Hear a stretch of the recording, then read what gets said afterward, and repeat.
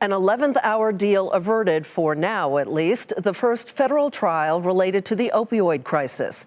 The settlement sent shares of the nation's three biggest drug distributors lower. But Teva shares gained on word of a deal with 4 states, though questions remain about that.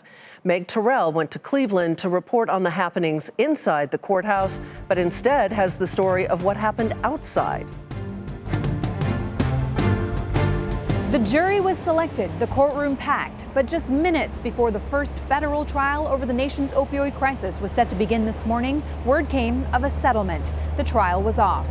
But it's more of a delay than a full reprieve. 4 defendants, 3 big drug distributors, and drug maker Teva reached a settlement with the 2 Ohio counties that were plaintiffs in this trial. It's worth about $260 million and adds to the $66 million settlements already reached with 4 other drug makers. But more than 2,000 cases against drug companies remain, brought by cities, counties, Native American tribes, states, and others. Work toward a broader settlement among many of the parties was underway late last week and over the weekend. And this afternoon, the state attorneys general leading those talks said they'd reached a broad settlement framework with 5 companies. It includes $18 billion in cash over 18 years from the 3 drug distributors, $4 billion cash over 2 to 3 years from Johnson & Johnson, as well as provision of $23 billion worth of addiction treatment drugs from Teva over 10 years. But the plaintiff cities and counties said they haven't signed on.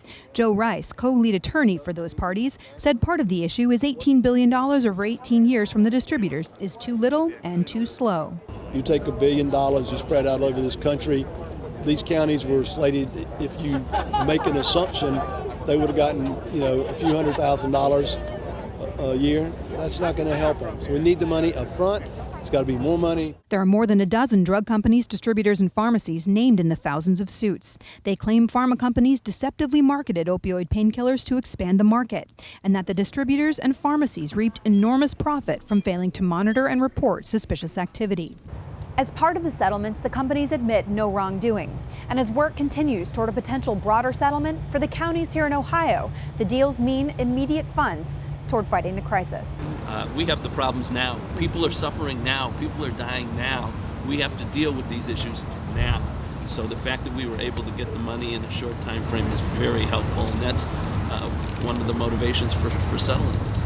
The next trials aren't scheduled until next year, and unless cities and states can come together on a broader agreement, these piece-by-piece deals may be communities' best hope for relief. For Nightly Business Report, I'm Meg Tirrell in Cleveland.